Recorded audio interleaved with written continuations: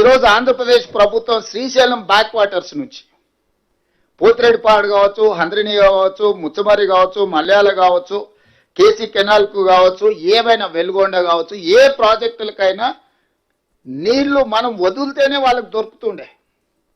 ఇవాళ నీళ్లు వచ్చినప్పుడు వచ్చిన దగ్గర పట్టుకోకుండా వదిలేసి మహబూబ్ నగర్ జిల్లాలో ఎంటర్ అయిన నీళ్లు తిరిగి మళ్ళీ కర్నూలు ప్రాంతం ఆ పక్క నుంచి తిరుక్కొని మళ్ళీ ఇక్కడికి వచ్చినప్పుడు ఇక్కడ పట్టుకుంటా అంటున్నాడు. కింద మీద ఉన్నప్పుడు పట్టుకోకుండా చివర పట్టుకోవడం వల్ల ఈ నీళ్లు కంప్లీట్గా రాయలసీమ ప్రాంతానికి వెళ్ళిపోవడంతో అక్కడొచ్చిన నీళ్లను అక్కడి నుంచి అక్కడనే దారి దోపిడీ చేసే పరిస్థితి ఈరోజు రాయలసీమ కానీ ఆంధ్రప్రదేశ్ ప్రభుత్వానికి ఇచ్చింది. చంద్రశేఖరరావు గారు తెలంగాణ రాష్ట్రంలోకి ప్రవేశించిన కృష్ణానది జలాలను ప్రవేశించిన ఎంబడే పాలమూరుకు, రంగారెడ్డికి, నల్గొండకు, ఇతర ప్రాంతాలకు తరలించకపోయి ఉంటే ఈరోజు పోతిరెడ్డిపాడు కానీ, రాయలసీమ లిఫ్ట్ కానీ, మాల్యాల కానీ, ముచ్చమర్రి కానీ ఇతర ఏ ప్రాజెక్టు కూడా రాయలసీమకు నీళ్లు తరలించుకోకపోవడానికి అవకాశం లేకుండా ఉండుండే.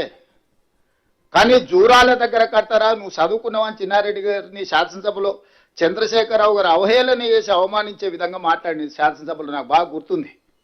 ఆ రోజు చిన్నారెడ్డి గారు, మీరు శ్రీశైలం బ్యాక్ వాటర్స్ నుంచి పాలమూరు రంగారెడ్డి ఎత్తిపోతల లిఫ్టులు పెట్టకండి, ఖర్చుతో కూడుకున్నది, మీరు జూరాల నుంచి ఇటు నుంచి ఇట్టే తరలించుకుంటే మనకు ప్రయోజనం అని ఆ రోజు చిన్నారెడ్డి గారు అంటే, చిన్నారెడ్డి గారిని చాలా వారు సౌమ్యులు కాబట్టి భయం వెనక్కి తిరగానులే అంత అవమానకరంగా మాట్లాడు.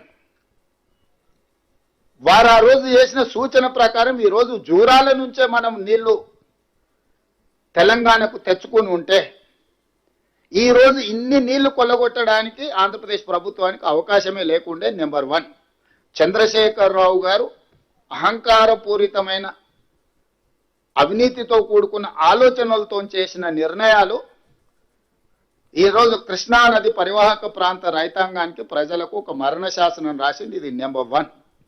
నెంబర్ 2, ఈరోజు ఆంధ్రప్రదేశ్కి 512 టీఎంసీల నీళ్లు వాడుకోవడానికి కృష్ణా డెల్టాలో ఎక్కువ ఆయకట్టు ఉంది.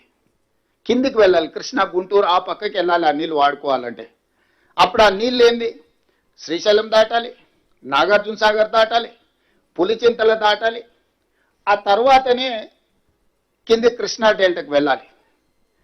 అట్లా చేయడం వల్ల భూగర్భ జలాలు తెలంగాణలో పెరగడానికి అవకాశం ఉంది. ప్రతి సందర్భంలో ఆ నీళ్లు ఎంతో కొంత మన వాట తీసుకోవడానికి అవకాశం ఉంది. అది నాగార్జున సాగర్లో కావచ్చు, అది శ్రీశైలంలో కావచ్చు, పులిచింతలో కావచ్చు. ఈ రెండే ఈ నీటి కేటాయింపులే కాకుండా విద్యుత్ ఉత్పత్తి. ఈరోజు పవరు పీక్ అవర్స్లో పెద్దలు బట్టి విక్రమార్క గారు చెప్పాలి 10 రూపాయల పైన పెట్టాల్సి వస్తుంది మనకు ఓ సందర్భంలో. ఈరోజు నీళ్ల ద్వారా, జల విద్యుత్తు ద్వారా విద్యుత్తును ఉత్పత్తి చేస్తే 4 పైసలు 8 పైసలు పడుతుంది. ప్రాజెక్టుల ఇన్వెస్ట్మెంట్ కాస్ట్ అయిపోయింది కాబట్టి రా మెటీరియల్కి ఏం కాస్ట్ లేదు. నీళ్లు దేవుడిచ్చిన వరం కాబట్టి శ్రీశైలం, నాగార్జున సాగర్, పులిచింతలో విద్యుత్ ఉత్పత్తి చేస్తే ఆ విద్యుత్తులో తెలంగాణకు వాటా వస్తే 4 8 పర్ యూనిట్ విద్యుత్ వచ్చేది. ఈరోజు శ్రీశైలం వెనకాలనే పోతిరెడ్డిపాడు, రాయలసీమ, ముచ్చమర్రి, మాల్యాల ద్వారా నీళ్లు లిఫ్టులు చేసుకొని పోవడం వల్ల శ్రీశైలం పవర్ ప్రాజెక్టు డిఫంక్ట్ అవుతాయి, Nagarjuna Sagar power project defunct అవుతాయి, పులిచింతలో ఉన్న పవర్ ప్రాజెక్టు డిఫంక్ట్ అవుతాయి. మీరు కేవలం నీళ్ల తీసుకెళ్లడం ద్వారా వ్యవసాయానికి జరిగే నష్టాన్ని మనం ఆలోచన చేస్తున్నాం. కానీ 4 8 యూనిట్ దొరికే పవర్ ప్రాజెక్ట్స్ కూడా డిఫంక్ట్ అవడంతో 10 రూపాయలకు పర్ యూనిట్ కొనుక్కునే పరిస్థితి తెలంగాణకు వస్తే, ఒకవేళ 10 రూపాయలు పెట్టినా విద్యుత్తు దొరకని పరిస్థితి వస్తే విద్యుత్తు పరంగా కూడా తెలంగాణకు తీరని నష్టం జరుగుద్ది. ఈ రెండవ నష్టాన్ని కూడా చంద్రశేఖరరావు గారే మనకు అందించిండు.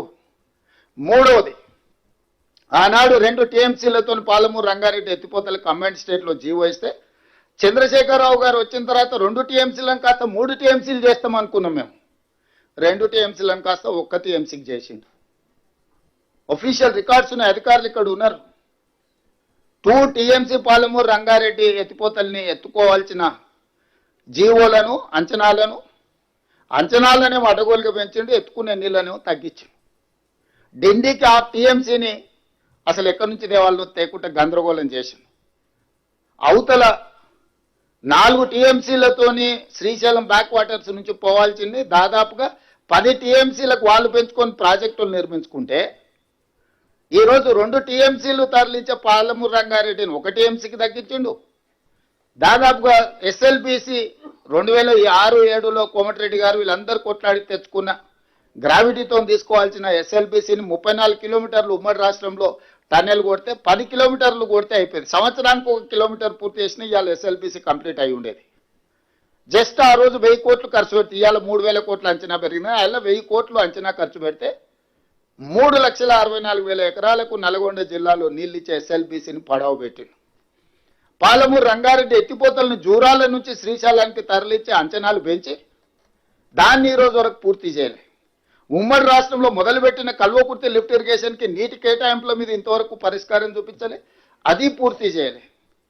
భీమా, నెట్టంపాడు, కోయిల్సాగర్ ఏ ప్రాజెక్టు చూసినా సీతారామసాగర్ వరకు ఇందిరాసాగర్ వరకు ఆ కిందికి పోతే ఏ ఒక్క ప్రాజెక్టు కూడా ఈ 9.5-10 సంవత్సరాలలో చంద్రశేఖరరావు పూర్తి చేయకపోవడం వల్ల ఈరోజు మనకు హక్కులు రాలేదు, ప్రయోజనము చేకూరలేదు. చివరికి ఈరోజు దాన్ని సర్దిద్దుదామని మేము ఎప్పుడైతే కూర్చొని ఈయన ఇచ్చిన లేఖలు, ఈయన వాళ్ళ పట్ల చూపించిన ఔదార్యం, ప్రేమను ఇది తెలంగాణ ప్రజలకు ప్రయోజనం లేదని ఎప్పుడైతే మేము మాట్లాడుతున్నామో ఈ రోజులను ప్రజలను తప్పుదోవ పట్టించడానికి ఈరోజు వాళ్ళు శాయశక్తుల ప్రయత్నం చేస్తున్నారు. అందుకే ఈరోజు కృష్ణానదిలో చంద్రశేఖరరావు గారు చేసిన ద్రోహము ఉమ్మడి రాష్ట్రంలో సీమాంధ్ర పాలకులు చేసిన అన్యాయానికంటే 1000 రెట్లు ఎక్కువ అన్యాయం చేసిండు చంద్రశేఖరరావు. నిజంగా ఒకవేళ అనాల్చి వస్తే, ఒకవేళ ఇట్లాంటి తప్పులు చేసినందుకు వాళ్ళని ఒక్క కొరడా దెబ్బ కొట్టాల్సి వస్తే చంద్రశేఖరరావు గారిని 100 కొరడా దెబ్బలు కొట్టాల్సిన కృష్ణానదిలో మనకు చేసిన ద్రోహానికి. అలాంటిది ఈరోజు ఎదురుదాడి ఎట్లా అంటే ఇంకా అడ్డు అదుపు లేదు, వాస్తవాల ప్రాతిపదిక లేదు.